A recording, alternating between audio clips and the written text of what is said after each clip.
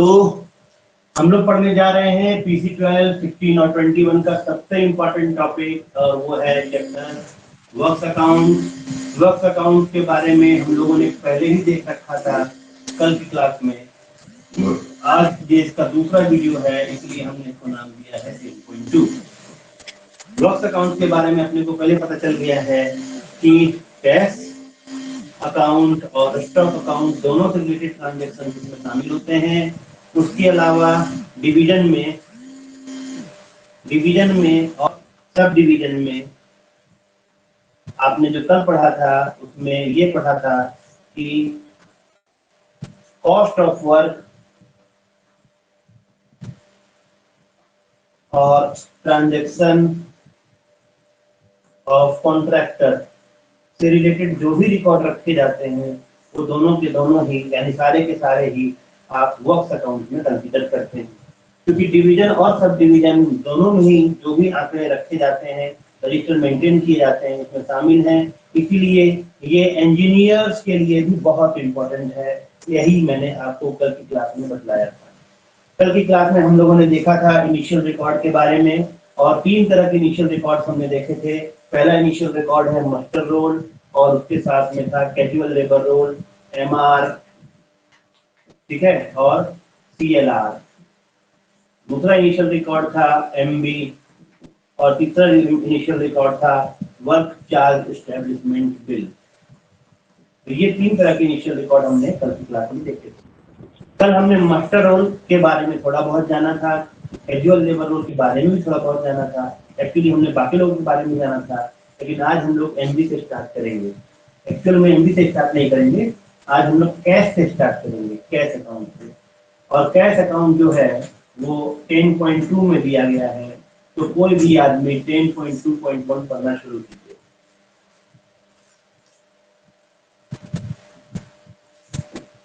और केवल ऊपर के 3 लाइन पढ़िए।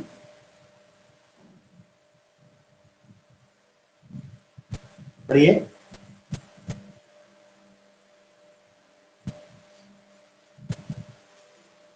मेरी आवाज आ रही है आप लोग तक या नहीं? यस सर, आ रही है। पढ़िए, सोच क्या रहे हैं?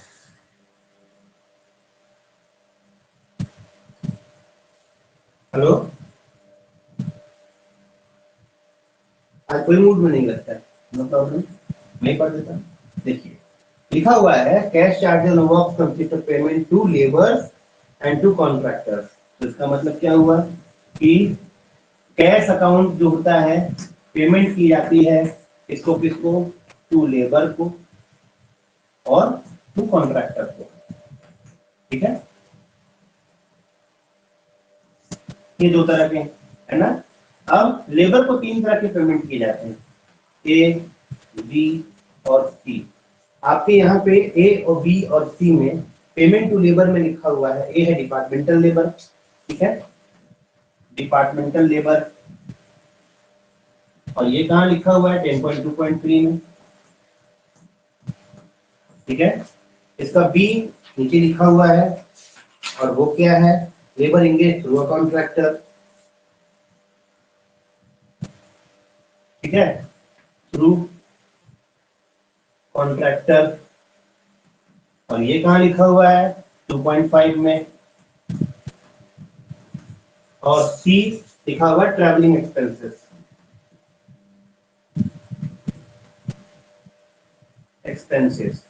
और ये कहाँ लिखा हुआ है? 10.2.6 में, है ना। अपन ओवरव्यू ले रहे हैं, डिपार्टमेंटल लेबर क्या है, लेबर इंगेज थ्रू कॉन्ट्रैक्टर क्या है, और ट्रैवलिंग एक्सपेंसेस क्या है। ये 3 तरह के पेमेंट हम लोग करते हैं लेबर को। हम लोग इसको देख लेते हैं आराम से। मैं आपको बताना चाहता हूँ कि हम लोगों को जब भी कोई काम करवाना होता है तो उसमें ये सब हिदायत है कि लेबर हम लोग इंगेज थ्रू करते हैं, यानी डिपार्टमेंटली इंगेज करते हैं। बहुत रेयर केस में ऐसा होता है जबकि हम लोग केवल लेबर के लिए कॉन्ट्रैक्ट देते हैं, जिसको कि लेबर कॉन्ट्रैक्टर कहते हैं। इसमें अंतर है, आप समझिएगा। पहले इसको समझते हैं कि काम कैसे किया जाता है। वर्क डन 2 तरीके से, डिपार्टमेंटली और बाय कॉन्ट्रैक्टर, समझे।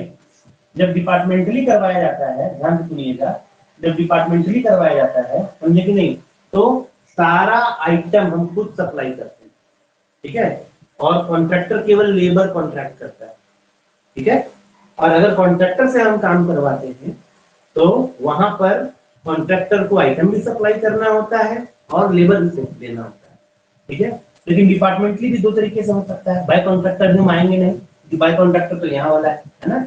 डिपार्टमेंटली भी दो तरीके से है, यानी कि आइटम प्लस लेबर, समझे, दोनों बाय डिपार्टमेंट होगा, मतलब कि इसमें कॉन्ट्रैक्ट हमने दिया ही नहीं है, समझे। आइटम हमने मार्केट से परचेज किया है या तो बीजीएसएनडी से, आइटम परचेज करने के लिए तो मार्केट से परचेज करेंगे, ठीक है, या तो director general of store and DGSND, ये डी का मतलब क्या है, director general of stores and supply and distribution, sorry, director general of supply and distribution इसका नाम है, ठीक है।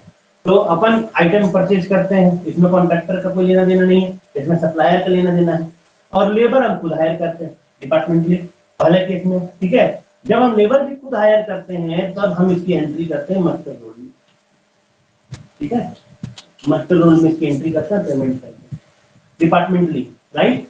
और दूसरा जो काम है डिपार्टमेंटली, उसमें क्या होता है कि भैया आइटम हमारे स्टॉक से जाता है, कहां से जाता है, हमारे स्टॉक से, ठीक है, और जो लेबर होता है वो कॉन्ट्रैक्ट का होता है, कॉन्ट्रैक्टर का, समझे कि नहीं। ये जो लेबर कॉन्ट्रैक्टर का होता है वो ये है, लेबर थ्रू कॉन्ट्रैक्टर, समझे, ये सेकंड केस है, लेबर थ्रू कॉन्ट्रैक्टर। जब हम डिपार्टमेंटली काम करवा रहे हैं तो हमको पहला वाला प्रीफर करना चाहिए, दूसरे वाले को हतोत्साहित करना चाहिए, मैंने कम प्रीफर करना चाहिए, मजबूरी में आन पड़े तो करना ही पड़ता, ठीक है। लेकिन साफ लिखा हुआ है, और ये कहाँ लिखा हुआ है, 10.2.5 में लिखा हुआ है कि आपको कम प्रेफर करना चाहिए। आप लोग पढ़ना चाहेंगे कि मैं ही पढ़ दूं कि कम प्रेफर करना चाहिए? हेलो, 10.2.5 को पढ़ना चाहेंगे आप लोग?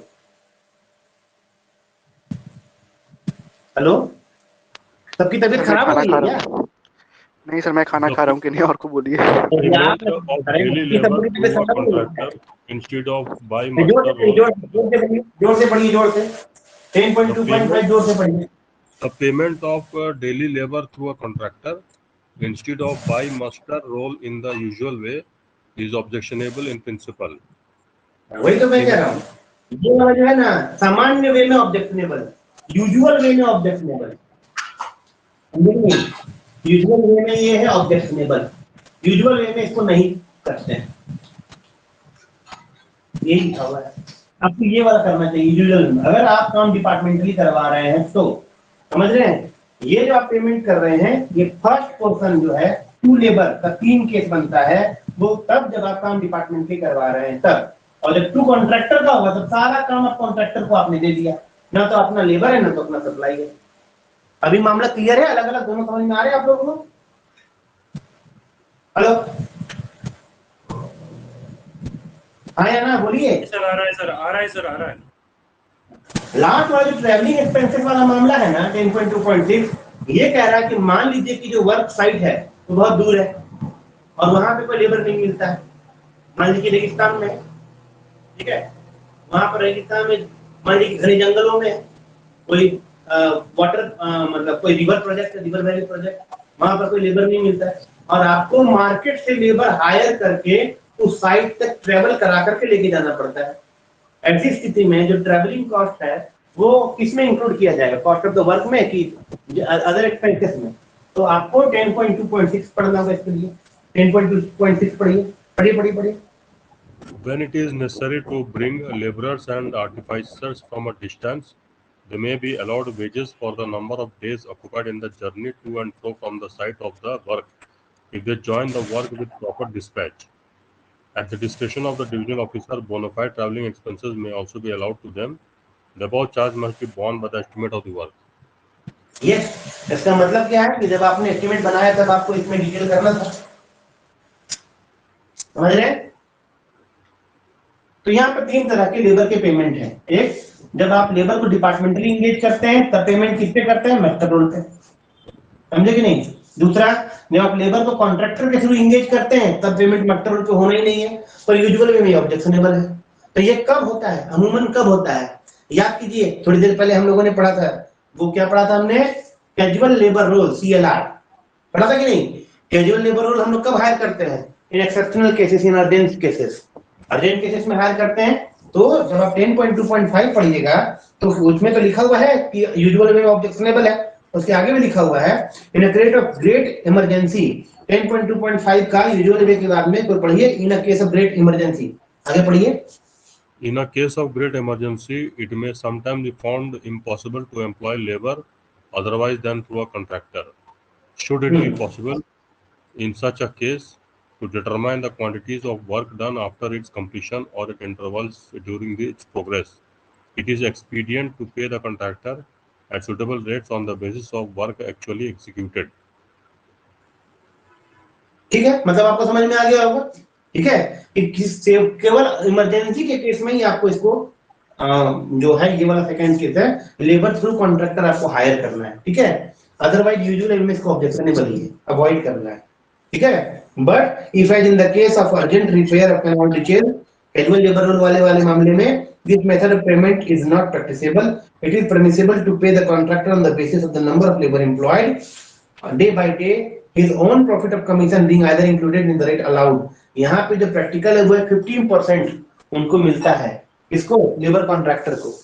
ठीक है, माने 400 रुपया अगर आप उसको देते हैं ना तो वो कुछ 360-70 रुपया ही देता है, और कम ही देता है, 300 रुपये देता है, समझे? 100 रुपया मार लेता है और उसे लिखवाता है, साइन करवाता है 330 पे पूरे पे, समझ गए? खैर, तो अभी आपको यहाँ मामला समझ में आ गया होगा कि आप जो पेमेंट कर रहे हैं कैश की पेमेंट की बात हो रही है। ठीक है, यहाँ पे कैश पेमेंट की जब बात हो रही है, यहाँ पे टू लेबर, टू कॉन्ट्रैक्टर और वर्क चार्ज एस्टेब्लिशमेंट वाले को जो पेमेंट कर रहे हैं वो यहाँ पे शामिल नहीं किया गया है ना? तो लेबर वाला 3 दिखा दिया, और कॉन्ट्रैक्टर वाला भी हम लोग देखेंगे। कॉन्ट्रैक्टर वाला कहाँ पे है भाई? Payment to supplier and contractor, ये पार्ट 3 में है। ठीक है सर, मतलब पार्ट, बोलिए ना। जब कॉन्ट्रैक्टर को जब देते हैं ना लेबर के लिए, तो उसमें जो एस्टिमेट में उसका 15% इंक्लूड होता है। हाँ बिल्कुल होता है। 7.5 होता है आपका ओवरहेड चार्जेस और 7.5% होता है कॉन्ट्रैक्टर्स प्रॉफिट। तब हाँ, उसको इंक्लूड करके एस्टिमेट बनता है। हाँ ये बात सही है, वही तो हम कह रहे हैं, बिल्कुल सही कह रहे हैं। ठीक है, चलिए अब हम इसका भी हम पूरा डिटेल पढ़ेंगे। ऐसा नहीं है कि आप सोच रहे कि हम जल्दी जल्दी भाग रहे हैं, पर मोटा मोटी दिमाग में इमेज बनना चाहिए। अब हम पढ़ेंगे कॉन्ट्रैक्टर वाला। कॉन्ट्रैक्टर वाला जो है पार्ट 3 है, पारा 10.2.7। ठीक है, आप उसको देखिएगा 10.2.7। तो एक में है मेजरमेंट बुक, तो टू कॉन्ट्रैक्टर वाला जो है ना, इसको हम ऊपर लिख लेते हैं। ठीक है, तो दैट थोड़ा आसानी होगा। हम ये लिख रहे हैं टू कॉन्ट्रैक्टर, ये वाला है ना, टू कॉन्ट्रैक्टर। ठीक है, और टू कॉन्ट्रैक्टर में 1 है मेजरमेंट बुक के द्वारा, एमबी के द्वारा पेमेंट करेंगे। कहाँ लिखा हुआ है? 10.2.7 में। कल हम लोगों ने एमबी के बारे में डिस्कस किया था भाई, फॉर्म 23 होता है ना, और स्टैंडर्ड एमबी के बारे में डिस्कस किया था, 23 होता है। ये होगा एमबी, ये 2 होगा डिटेल मेजरमेंट। पर डिटेल मेजरमेंट तो एमबी में ही लिया जाता है ना अरुण जी? डिटेल मेजरमेंट के बारे में तो कुछ और होगा नहीं स्पेशल? नहीं सर, डिटेल होता है पूरा प्रॉपर, कि क्या मतलब उसमें बहुत चीजें होती हैं। आपका प्री मेजरमेंट, आपका मेजरमेंट, हर चीज होती है। मेजरमेंट बुक में लिया जाता है, उसका तो अलग से एंट्री होती नहीं है, माने अलग से कोई रजिस्टर नहीं होता उसका। होता है क्या? नहीं, अलग से जो होता है बस फॉर्म 92 होता है, जिसमें हम ये देखते हैं किसको इशू किया है। वो बस, वो तो अलग बात है। ठीक है, हाँ, तो तीसरा जो हो गया, सेकंड नहीं लिख रहे हैं क्योंकि वो डिटेल मेजरमेंट होता है। तीसरा जो हो गया standard measurement book, standard MB. ठीक है, ये होता है, एग्जिस्ट करता है। और ये कहाँ लिखा हुआ है? ये लिखा हुआ 10.2.10 में। तो अब आपने क्या देखा भाई कि मेजरमेंट बुक के माध्यम से पेमेंट कर रहे हैं और स्टैंडर्ड मेजरमेंट बुक के माध्यम से भी पेमेंट कर रहे हैं। ठीक है, और इसका जो पारा 4 है, रिव्यू ऑफ मेजरमेंट, उसमें भी और कुछ नहीं है, बस वही है कि आप उसको रिव्यू करते हैं। तो कैसे रिव्यू करेंगे? ये 4 में लिखा हुआ है रिव्यू। तो रिव्यू कौन सा होता है मैं बताता हूँ आपको। रिव्यू ऑफ मेजरमेंट होता है, ठीक है, एमबी का नहीं जाना, रिव्यू ऑफ एमबी। ठीक है, होता क्या है, देखिए ये जो एमबी होता है ना, ये रिकॉर्ड करने का पावर किसको है? रिकॉर्ड हमेशा ऑन द साइट होता है, और आपके लिए एक लाइन लिख दिया गया, not below the rank of JE, मैंने कम से कम इसका जो करेगा वो जेई करेगा, समझ गए। तो एमबी यहाँ पर होता है सेक्शन ऑफिस में, सब डिविजनल ऑफिस में, जे भी कर सकता है, ए भी कर सकता है, लेकिन जिसने भी किया है उसका जो ठीक नेक्स्ट हायर अथॉरिटी है उसकी 100% चेकिंग करेगा। यानी कि इसको आप ऐसे समझिए, एमबी के मामले में ठीक है, अगर केस है कि जेई ने रिकॉर्ड किया है, ठीक है, तो 100% चेकिंग बाय ए, ठीक है, और 10% चेकिंग बाय एग्जीक्यूटिव इंजीनियर, ठीक है, ये होना ही होना है। और अगर एई ने किया है तो 100% चेकिंग बाय एग्जीक्यूटिव इंजीनियर होगा। यहाँ पे जो जानते हैं क्या मुझे बतलाएंगे कि क्या इस वाले केस में जब एईएमबी रिकॉर्ड करता है तब 10% चेकिंग सुपरिटेंडिंग इंजीनियर होता है या नहीं होता है? मुझे तो नहीं लगता कि 10% चेकिंग सुपरिटेंडिंग इंजीनियर का होना चाहिए। नहीं सर, प्रैक्टिकली जो होता है वो जेई जो है वो 100% करता है, जेई और AE, whosoever is the incharge of section office, वो 100% करता है, मेजरमेंट लेता है।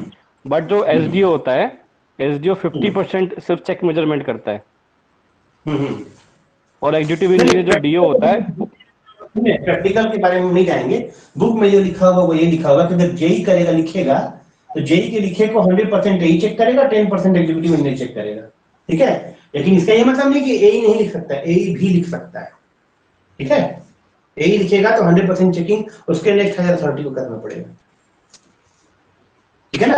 अगर जेई अवेलेबल नहीं है तो एग्जीक्यूटिव इंजीनियर ऑर्डर कर सकता है एई को, वो लिखेगा, उसको लिखना पड़ेगा, ठीक है। गुजरात में तो एई लिखता था, गुजरात में तो जेई लिखता नहीं था, ठीक है। चलिए, तो ये जो रिव्यू ऑफ एमबी देख रहे हैं ना, वो यही रिव्यू है, जो 10% चेकिंग होती है ना एग्जीक्यूटिव इंजीनियर के द्वारा, और एग्जीक्यूटिव इंजीनियर जब इसको सी एंड पी लिखता है, चेक्ड एंड पास्ड, समझे कि नहीं, तभी जाकर के बिल बनता है और बिल अप्रूव होता है, समझे। तो जब बिल बनता है तो एमबी में लिखा जाता है सी एंड पी, और बिल में लिखा जाता है पास्ड फॉर पेमेंट, पी और पी। तो ये हो गया एमबी और बिल, जब इसके आधार पे, एमबी के आधार पे बिल बनता है, ठीक है, वहां पे जब उसकी रिव्यू की जाती है बिल की, आरए बिल की, तो आरए बिल भी बन सकता है, एचआर भी बन सकता है, पर हम यहाँ पे अमूमन फ्रीक्वेंटली आरए बिल करते हैं। तो जैसे एमबी में सी एंड पी लिखा है, किसने? एग्जीक्यूटिव इंजीनियर ने, यहाँ लिखा है पास्ट फॉर पेमेंट, सही है या गलत? हेलो, है ना? यही है रिव्यू ऑफ मेजरमेंट जो कि हमने यहाँ पर देखा है। इसके अलावा और कुछ है जो हम देखना चाहेंगे अलग से पॉइंट नंबर 5 में। अच्छा, रिव्यू ऑफ मेजरमेंट तो 4 में था, नहीं, इसके अलावा कुछ नहीं, ठीक है। तो अभी तक हम लोगों ने जो देखा है वो क्या देखा है कि कैश अकाउंट जो बनता है, कैश अकाउंट में एक लेबर के लिए होता है, कॉन्ट्रैक्टर के लिए होता है। लेबर के लिए होता है तो उसमें 3 तरीके से होते हैं, डिपार्टमेंटल लेबर को एंगेज करते हैं, तुम मस्टर रोल पे पेमेंट करते हैं। लेबर थ्रू कॉन्ट्रैक्टर को, जिसको यूजुअल वे में ऑब्जेक्शनेबल बताया गया है, इन केस ऑफ अर्जेंसी इसको यूज करते हैं। यहाँ पे 15% वाला मामला हम लोग डिस्कस कर लिया है। ट्रैवलिंग एक्सपेंसेस के बारे में हम लोग देखते हैं कि ट्रैवलिंग एक्सपेंसेस जो होता है, अगर कोई डिस्टेंट साइट होता है तो वहां पे लाने का, ले जाने का सारा खर्चा इसी के कॉस्ट ऑफ या एस्टिमेट ऑफ वर्क पे हम लोग उसको कैलकुलेट कर लेते हैं। तो ये टू लेबर के माध्यम से हम पेमेंट कर रहे हैं और टू कॉन्ट्रैक्टर के माध्यम से पेमेंट कर रहे हैं। तो चाहे एमबी में तीनों आ जाएंगे, या तो सर्विस रेंडर्ड हो जाएगा, सप्लाई मेड हो जाएगा, और मास्टर रोल का भी एमबी में आप रिकॉर्ड करते हैं, है ना। लेकिन जब कॉन्ट्रैक्टर वाला मामला होगा तो खाली दो में आएगा जी। कॉन्ट्रैक्टर दोनों तरीके से काम कर सकता है। क्या कर सकता है? या तो आपको आइटम सप्लाई करेगा, तब भी एमबी में एंट्री करेंगे, ठीक है, और यह आपको सर्विस देगा, सर्विस प्रोवाइड करेगा। दोनों ही केस में आपको एमबी में एंट्री करनी पड़ेगी। स्टैंडर्ड एमबी के बारे में कल हम लोग डिस्कस कर लिया था कि बिल्डिंग बन गई, अब उसका पीरियोडिकल रिपेयर एंड मेंटेनेंस का काम करना है हमको, तो स्टैंडर्ड एमबी यूज करते हैं क्योंकि डिटेल मेजरमेंट ऑलरेडी किया हुआ है, ठीक है।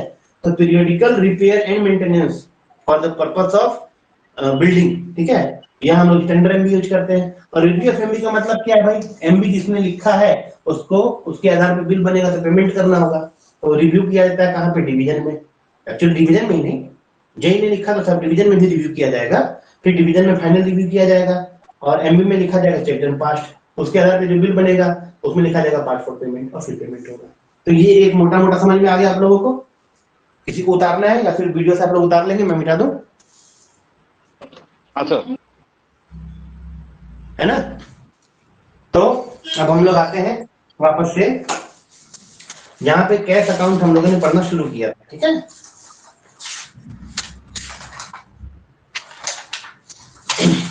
कैश पेमेंट, सॉरी, तो कैश पेमेंट में हम लोगों ने देख लिया था 10.2.1। 10.2.1 को हम लोग अब डिटेल से पढ़ेंगे कैश अकाउंट, ठीक है? कैश अकाउंट में कैश पेमेंट है, कैश पेमेंट के बारे में पढ़ेंगे हम लोग।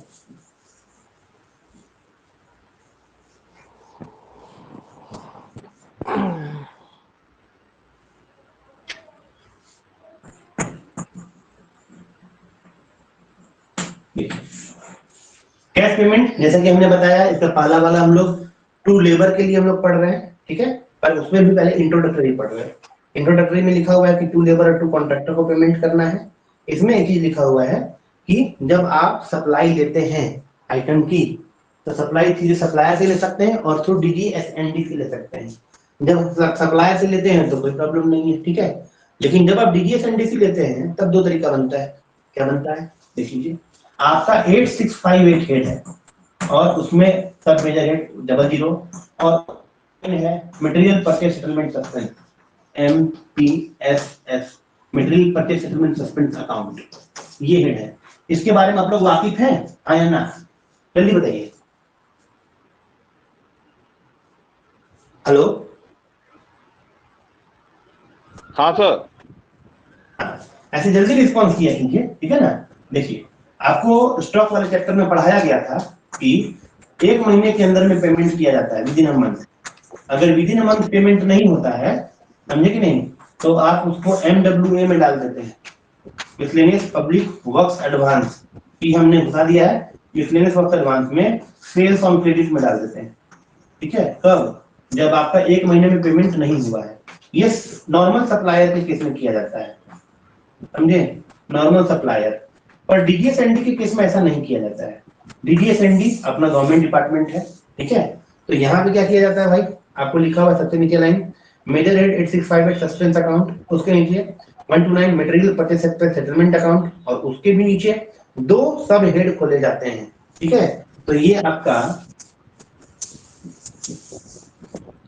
मेजर हेड, सब मेजर हेड, माइनर हेड। अब इसके नीचे दो सब हेड होगा, मतलब कि चीज तो कॉमन ही होगा, ठीक है? और सब हेड 1 नहीं है, नंबर कुछ और भी हो सकता है, मैं आपको केवल दिखा रहा हूं। और सब हेड 2 है ना? सब हेड 1 में क्या लिख दिया है? सब हेड 1 में लिख दिया है कि मैं पढ़ के सुनाता हूं, ठीक है? लिखा है कि the cost of material purchase in exceptional cases have been delegated full power to make their the cost of material purchase in exceptional cases through DGS&D or direct from supplier, especially for work, are to be accounted for as minus credit to subhead payment for purchase through DGS&D। समझे कि नहीं? तो पहला जो होगा minus credit होगा, इस वाले में पेमेंट और परचेज थ्रू DGS&D। ये सब हेड है, पेमेंट और मेजर हेड, सब मेजर हेड, माइनर हेड वही है, ठीक है? और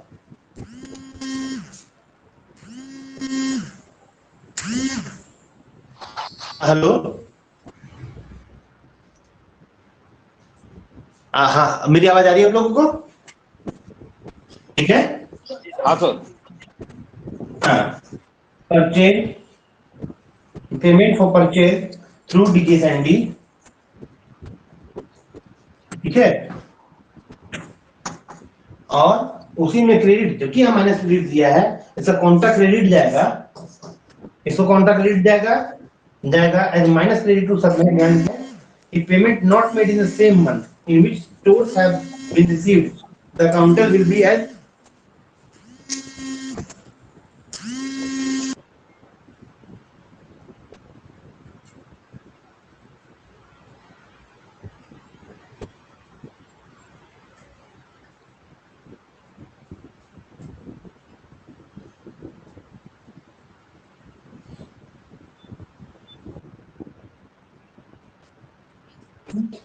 आगे लिखा हुआ है कि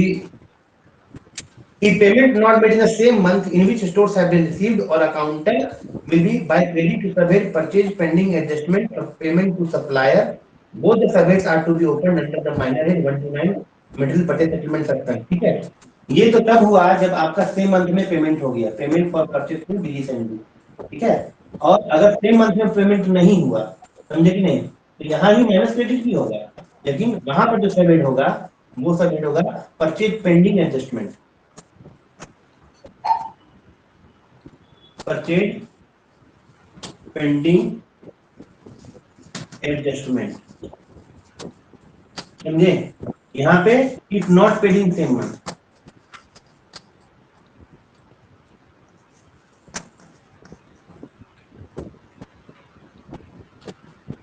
ठीक है। तो कहने का मतलब क्या है कि आपको ये जानना होगा कि ये जो सब हेड है मैंने अपने मर्जी से दिया है, ये अलग अलग आता है, हर एक राज्यों में अलग हो जाता है, इसकी वजह से आपको यहाँ नंबर नहीं दिया गया है, लेकिन मेजर हेड, सब मेजर हेड और माइनर हेड 1 to 9 दिया गया है। इसमें माइनस क्रेडिट करेंगे, ये आपको याद नहीं रखना है, इसको आप मिटा सकते हैं ऐसे, मैंने केवल समझने के लिए दिया था। आपको बेसिकली याद रखना है क्या है, अगर सेम मंथ में पेमेंट होता है तो आप इसको माइनस क्रेडिट करेंगे, और अगर सेम मंथ में पेमेंट नहीं होता है तो आप इसको माइनस क्रेडिट करेंगे, ठीक है। कोई डाउट है किसी को? हेलो, नहीं है? हम लोग आगे बढ़ते हैं, ठीक है। The general rules relating to the cash payment and voucher in paragraph 6.4.1 to 6.4.8 apply to the all these cases of payment, ठीक है। तो इसमें यहाँ पे हम लोग देख सकते हैं कि 6.4.1 से लेकर 6.4.8 यानी चैप्टर कैश में इसके बारे में डिटेल प्रोसीजर दिया हुआ है, हम लोगों ने उसको पढ़ लिया, समझ लिया है, ठीक है। आगे हम लोग आते हैं 10.2 इनिशियल अकाउंट एंड वाउचर, हम लोग उसके बारे में देख चुके हैं। इनिशियल अकाउंट और वाउचर क्या क्या है, पहले ये बताइए इनिशियल अकाउंट क्या क्या है, जल्दी बताइए, फटाफट बोलिए। 10.2 master roll measurement book voucher register movement. हाँ बिल्कुल, ठीक है। एमबी और वर्क चार्ज एस्टेब्लिशमेंट बिल, ठीक है। इन तीनों इनिशियल अकाउंट में क्या चीज होनी चाहिए, फुल नेम ऑफ वर्क होना चाहिए, समझे। ये एक बार पूछा गया कि क्या नहीं होगा, what is not among them, ठीक है। फुल नेम ऑफ वर्क होना चाहिए, और आगे आपको देखना पड़ेगा कि एमबी में क्या क्या होता है, ठीक है। Name of the component, component का मतलब क्या जानते हैं, कंपोनेंट का मतलब ये है कि जैसे मान लीजिए बिल्डिंग बन रहा है, राइट, बिल्डिंग में अगर लिफ्ट लगाना है तो एक अलग कंपोनेंट हो गया, ठीक है। खुदाई का काम करना हो एक अलग कंपोनेंट हो गया। आप समझ रहे हैं मैं क्या कह रहा हूँ, कंपोनेंट का मतलब क्या है, एक ही ठेकेदार सब काम नहीं कर सकता है, सब काम करेगा भी नहीं। हालांकि बड़े बड़े गवर्नमेंट बिल्डिंग में एक ही ठेकेदार सारा काम करता है, पर इलेक्ट्रिक वाला पोर्शन हमेशा को दूसरा करता है, सिविल अलग इलेक्ट्रिकल अलग, दो कॉन्ट्रैक्टर होते हैं, ठीक है ना। तो सिविल ठेकेदार इलेक्ट्रिक का काम नहीं करता है, सिविल ठेकेदार को अलग कंपोनेंट कहा गया, इलेक्ट्रिक ठेकेदार को अलग कंपोनेंट। तो यहाँ पे क्या लिख दिया गया है कि the name of the component part of it, ठीक है, नेम ऑफ कंपोनेंट। यहाँ पे एग्जांपल मैं दे दूं, सिविल अलग, ठीक है, इलेक्ट्रिकल अलग, क्या इसके अलावा भी कोई और कंपोनेंट आप इमेजिन कर सकते हैं क्या? बोलिए ना। पहले आप ही बोलने लगे कि मुझे नींद आ रही है। मैं इमेजिन कर सकता हूँ एक रोड, कोई भी बिल्डिंग बनती है इसके अंदर रोड, बोलिए। मतलब ब्रेड पे वो लगा के ना पेट भर ठीक के। है, ठीक है। हेलो, आपस में बात मत कीजिए, चलिए ये हो गया 3, और 3 में देखेंगे the charges if any which are of the nature of recoverable payment and the name of the contractor or other from whom recoverable, ठीक है। तो चार्जेस रिकवरेबल, कुछ ऐसा खर्चा है जो हम लोग रिकवर करेंगे, ठीक है, उसको हम लोग इनिशियल रिकॉर्ड में जरूर मेंशन करते हैं।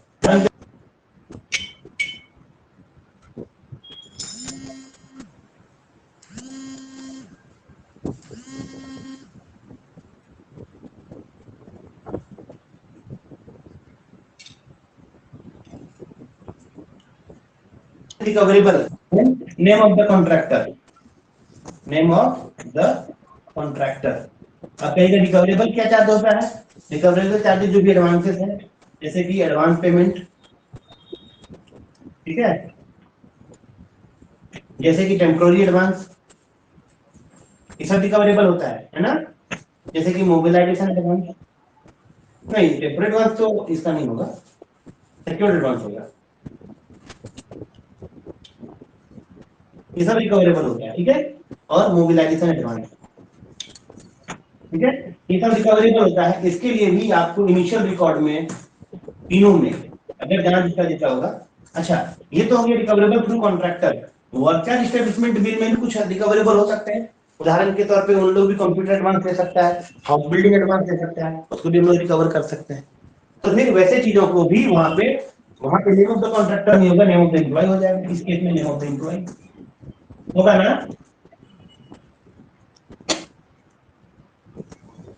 अमूमन मास्टर रोल में जो मजदूरों को पेमेंट किया जाता है, यहाँ पे किसी भी तरह के एडवांस की कोई व्यवस्था नहीं है, ठीक है। तो यहाँ जब भी एडवांस का होगा जिक्र वो एमबी में होगा, जब वर्क का एस्टेब्लिशमेंट बिल में होगा, और दूसरी जगह पे नहीं, एमआर मास्टर रोल में नहीं होगा। ये मामला समझ में आ गया? Hello hello. हाँ सर। 10.2.2 का जो नोट लिखा हुआ है ना, पढ़ने में थोड़ा पेचीदा है पर है बहुत आसान। इसमें साधारण बात यही कही गई है कि आपको कॉन्ट्रैक्टर के बिहाफ में कोई खर्च नहीं कर देना है। मतलब जो खर्चा कॉन्ट्रैक्टर को करना है उसको कॉन्ट्रैक्टर को करने दीजिए। वो कहेगा कि सर एक काम कीजिए, मेरे पास पैसा नहीं है, आप लगा दीजिए, तो आप मत लगा दीजिएगा, ठीक है। भैया कह रहा है कोई charge on behalf of contractor incurred नहीं होना चाहिए। Normally no charge to be incurred on behalf of a contractor, ठीक है। पर ऐसा अगर कहीं करना जरूरी नेसेसरी हो जाए, ऑर्डर में लिखा हुआ हो, but where such expenditure is incurred under the order of the competent authority, it should be seen particularly that the contractor और other on whose behalf of charges are incurred do not get the benefit of any concession। अगर ऐसा करना जरूरी पड़ जाए, इसका ये मतलब नहीं कि आपने कॉन्ट्रैक्टर को कोई अनड्यू बेनिफिट पहुंचा दिया है। आप जब जो भी ऑडिट वाले हैं, ठीक है, ऑडिट वाले जब पारा लिखते हैं ना, समझे कि नहीं, तो पारा के लिए जो टर्म है वो है अनड्यू बेनिफिट टू कॉन्ट्रैक्टर, समझे। आप लोग जो भी पेपर 1 PC1 दे रहे हैं ना, PC1 में आपका एक क्वेश्चन बनता है ड्राफ्ट पारा बनता है नहीं बनता है? हाँ है ना? हाँ सर। बनता है सर, बनता है। हाँ, वहां पे क्वेश्चन पूछेगा तो ये टर्म यूज किया हुआ रहेगा, अनड्यू बेनिफिट, समझे। तो अगर आपको कॉन्ट्रैक्टर के फेवर में कुछ ऐसा, कॉन्ट्रैक्टर के अगेंस्ट में कुछ चार्ज इंकर करना पड़ जाए, कोई खर्च करना पड़ जाए, तो इसमें सावधानी से कीजिए कि उसको कोई अनड्यू बेनिफिट ना मिल जाए, ठीक है। हेलो, अब हम लोग आएंगे 10.2.3 में। कोई भी आदमी 10.2.3 का AB के नीचे सेकंड पारा पढ़िए। 10.2.3 बी का सेकंड पारा पढ़िए।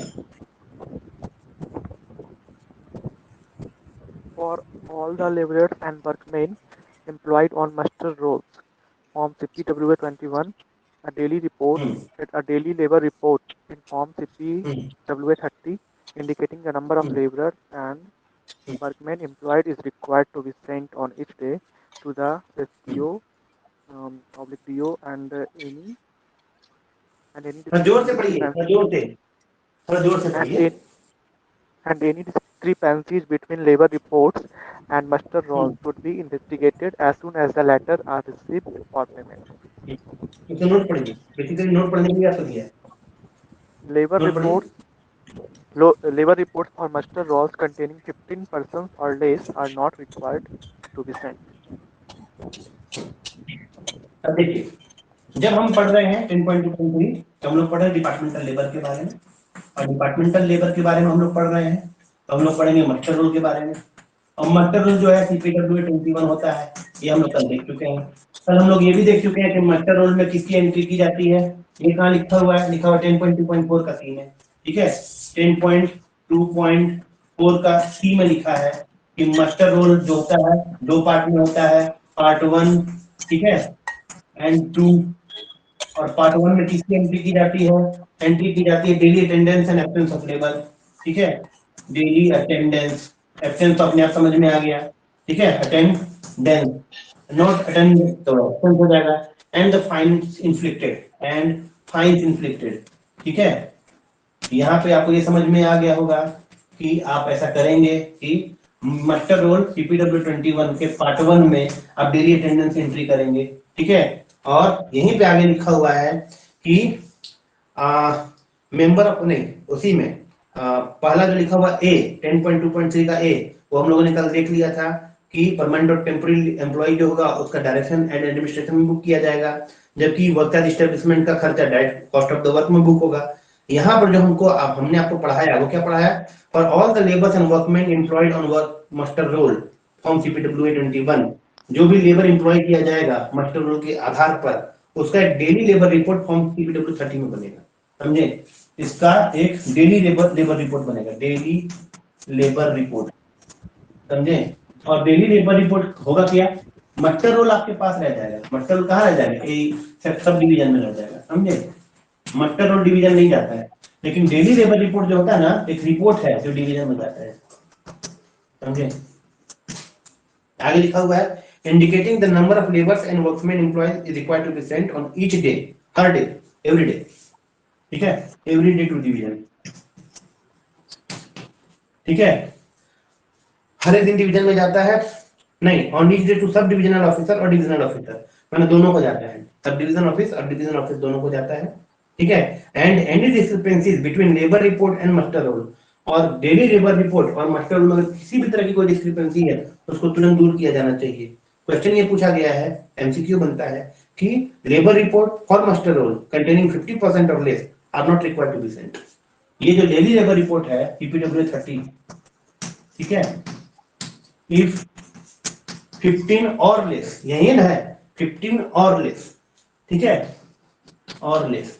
यही क्वेश्चन आप लोगों को इतना बार पूछा गया है कि आप लोग उसको कंफ्यूज करते हैं कि 15 और कम, 15 और लेस, माने 1 2 3 4 5 6 7 8 9 10 11 12 13 14 15।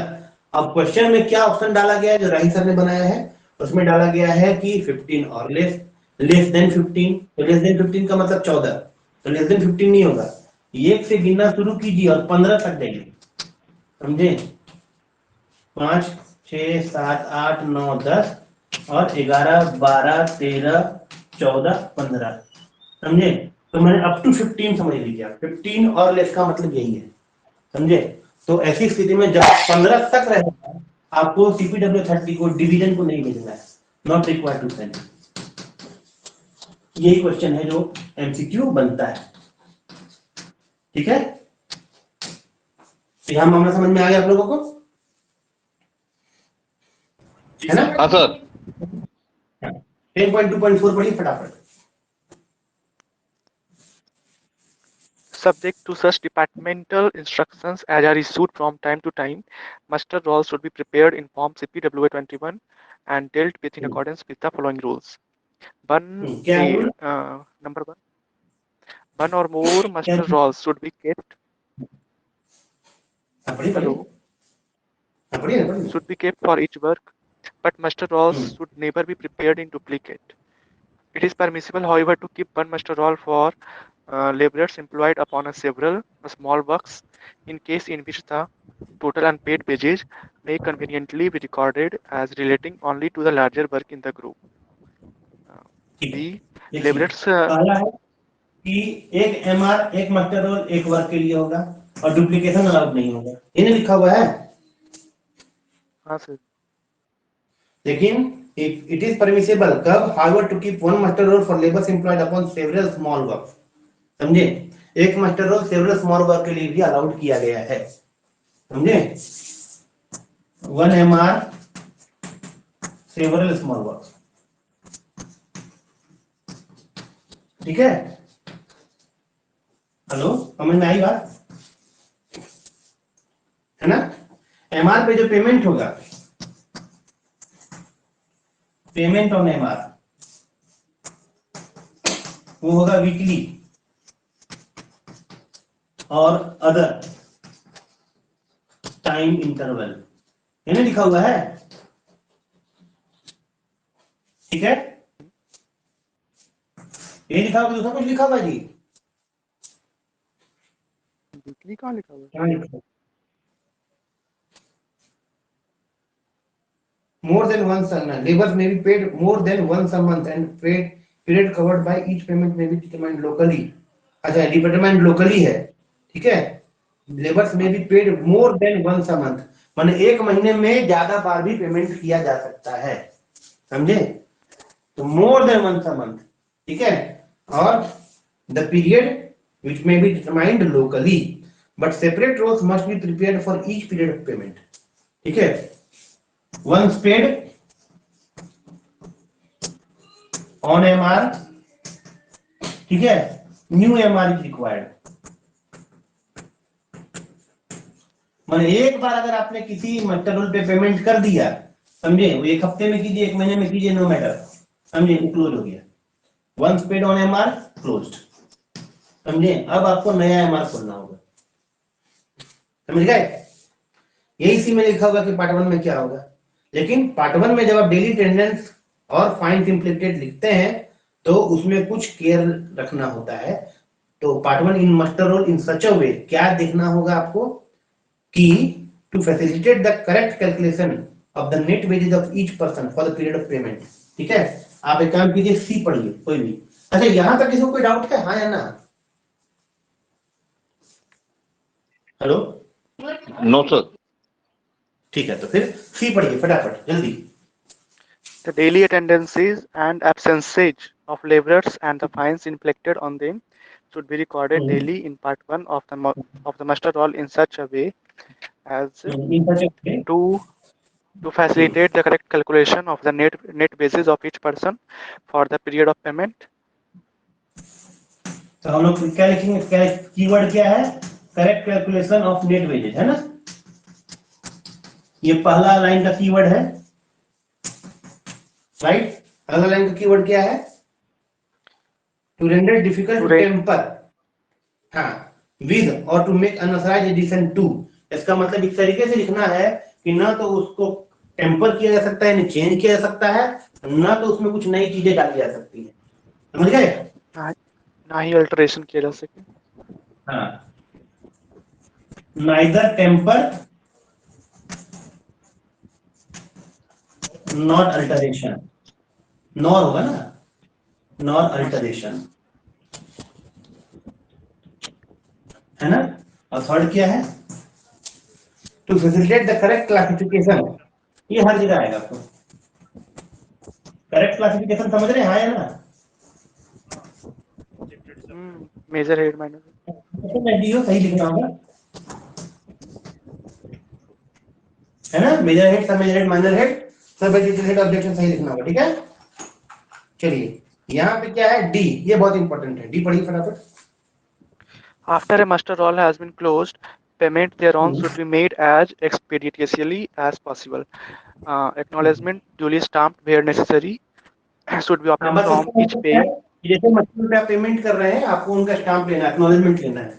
ठीक है, एक्नॉलेजमेंट रिक्वायर्ड, ठीक है, आफ्टर पेमेंट. ठीक है, और एक्नॉलेजमेंट का मतलब क्या जानते हैं कि आपको उसके सिग्नेचर लेना है. पर अगर मान लीजिए कि कोई सिग्नेचर करने की स्थिति में नहीं है तो अंगूठा भी लगाएगा, लेकिन लगाना पड़ेगा. ठीक है, आगे इसमें लिखता है कि अगर मान लीजिए कि कोई आदमी एक्नॉलेजमेंट देने टाइम में मौजूद ही नहीं था, कोई लेबर नहीं था, मौजूद नहीं था. ठीक है, यहां से मेन खेल चालू होता है. कोई आदमी मौजूद नहीं था, आपने उसको पेमेंट नहीं किया, पर काम तो उसने किया है. ठीक है, तब आप क्या करेंगे, उसको एक आपके पास में फॉर्म CPW 21A है, उसको कहा जाता है रजिस्टर ऑफ अनपेड वेजेस. अगर उस समय में कोई मौजूद नहीं था तो उसका जो पेमेंट बचा हुआ है उसको आप रजिस्टर ऑफ अनपेड वेजेस में डाल देंगे.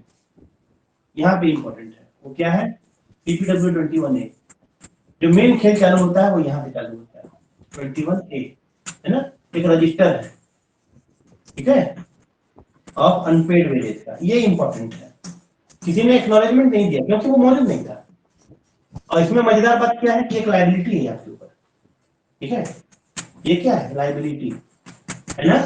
और ये लायबिलिटी जो है ये हर हाल में डिविजनल ऑफिसर को दिखाना पड़ेगा, हर हाल में. और डिविजनल ऑफिसर जो है 3 महीने, हर महीने इसको वॉच करेगा, रिव्यू करेगा. और 3 महीने अगर बीत गए, इसको एफ में पढ़ना होगा. ठीक है, कि अगर बाद में 3 महीने से पहले यानी 1 महीने के बाद में अगर वो पेमेंट लेता है, ठीक है, बिफोर 3 मंथ, ठीक है, बट आफ्टर 30 डेज, मतलब एक महीने के बाद में, लेकिन 3 महीने के बिफोर में अगर पेमेंट लेता है, अब आप उसको पेमेंट कीजिएगा तो मास्टर पे पेमेंट नहीं कीजिएगा, HR पे पेमेंट कीजिएगा. ठीक है, पेमेंट मेड ऑन एचआर, समझ रहे हैं? हाँ या ना, है ना? एचआर के लिए क्या है? CPWA फॉर्म नंबर 28, ठीक है। इसका एक्ट पढ़िए, ये मेन खेल है। मेन खेल क्या है? 3 महीना बीत गया है ना, और डिविजनल ऑफिसर को लगातार रिव्यू कर रहा है और उसको समझ में आया कि ना ना ना अब इसको हम और लाइबिलिटी में नहीं रखेंगे, तो वो चाहे इसको रेवेन्यू रिसीट में डाल सकता है, चाहे तो कैपिटल रिसीट में, जिसको वो समझे एप्रोप्रिएट, ठीक है। इफ आफ्टर 3 मंथ्स, ठीक है, अनपेड वेज है, unpaid wages of any labour, ठीक है, डीओ आफ्टर रिव्यू, ठीक है, वो किस में डाल सकता है? रेवेन्यू रिसीट में, समझे, और कैपिटल रिसीट में, इसमें वो चाहे। हमसे डिविजनल अकाउंटेंट से सलाह लेगा। ये कहां लिखा हुआ है? एफ के सबसे नीचे वाले लाइन में लिखा हुआ है, ठीक है। should continue to be bound in the account of work concerned as exhibit in the subdivisional records prescribed in clause A and B। ये कहां लिखा हुआ है? हाँ, should be credited to capital or revenue लिखा हुआ है, दिखाई पड़ रहा है? हाँ या ना? हाँ सर। हाँ सर। हाँ, तो कोई डाउट है यहाँ पे? हेलो? No sir. नहीं। अब इसका जी है, ये बहुत इंपॉर्टेंट है। क्यों इंपॉर्टेंट है भाई? इसलिए क्योंकि मास्टर रोल का पार्ट 1 तो आपने देखा था, ठीक है, लेकिन पार्ट 2 तो नहीं देखा था। देखा था पार्ट 2? हाँ या ना? ना सर। नहीं, यहाँ पार्ट 2 लिखा हुआ है जी में, ठीक है। तो अपन पहले मास्टर रोल बनाएंगे, है ना। ये देखो हमने मास्टर रोल बनाया एमआर, ठीक है। फिर नीचे पार्ट 1 लिखेंगे, यहाँ 2 लिखेंगे। पार्ट 1 के बारे में कहाँ लिखा हुआ, ठीक है, 8.2.3 का 8.2.3 का सी में लिखा हुआ था, और यहाँ पे कहाँ लिखा हुआ है? 8.2.3 का जी में लिखा हुआ है, ठीक है। पार्ट 1 में क्या लिखा हुआ था? इसमें क्या गया था? डेली अटेंडेंस 10.2.3 10 है सर, वो 8 नहीं है ना। ओ 2.4 है ना सर 8 नहीं है 10। हाँ? ओह आगे। ठीक ठीक ठीक, थैंक यू 10.2.4 का सी में, 10.2.4 का जी में, है ना। तो डेली अटेंडेंस यहाँ पे था, अटेंडेंस होना चाहिए ना, ठीक है, यहाँ पे है डेली अटेंडेंस। और जी में पार्ट 2 में, ये हम लोग देखेंगे पार्ट 2 में क्या है। जी में लिखा हुआ है master should be record the progress of work done by labour. यहाँ पे हम लोग स्टेटस ऑफ वर्क देख रहे हैं, प्रोग्रेस ऑफ वर्क डन, ठीक है। इसमें 2 गो और टर्म यूज किया गया, प्रोग्रेस ऑफ वर्क डन, ठीक है, बाय लेबर, समझे क्या लिया गया? तो एक देखिएगा लिखा हुआ ससेप्टिबल, एक वर्ड यूज किया गया इसमें जी में, वह है ससेप्टिबल ऑफ मेजरमेंट, ठीक है। SUS ससेप्टिबल ऑफ मेजरमेंट, ठीक है, और not susceptible, not susceptible of measurement. इसका मतलब क्या है? देखिएगा, इसका मतलब ये है कि अगर मान लीजिए कि लेबर से आपने कोई काम करवाया, ठीक है, ईंटें ढुवाई, तो ईंटें ढुवाई तो आपको पता है कि 2500 ईंटें ढुवाई, ठीक है। तो अपन क्या करते हैं कि मान लीजिए 2500 ईंट ब्रिक्स, ठीक है, उसको एक जगह से दूसरी जगह ले जाने के लिए हमारे पास में एक कैलकुलेशन का मेथड होता है। तो अपन ने बात कर लिया कि 2500 ईंट को यहाँ से वहां लेके जाओ, हम 500 रुपए देंगे, ठीक है, दिन भर में लेकर के 2500 ईंट हो जाएगा।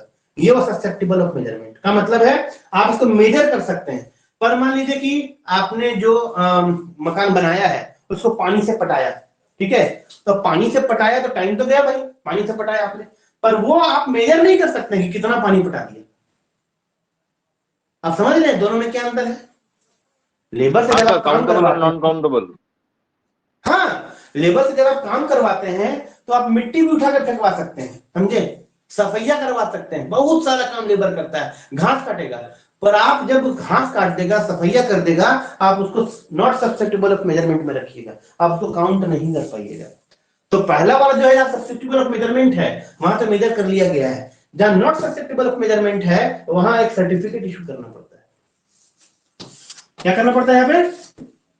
सर्टिफिकेट। और ये किसमें देना पड़ता है? मास्टर रोल के पार्ट 2 में। ठीक है, अब आपको मैंने क्लियर कर दिया है। प्लीज कोई एक आदमी पढ़िए इन पार्ट 2 वो सर्टिफिकेट वाला मामला क्या है, पढ़िए जी, पढ़िए। In part 2 of the master roll form should be recorded the progress of work done by the labor shown thereon in all cases where such work is susceptible of measurement.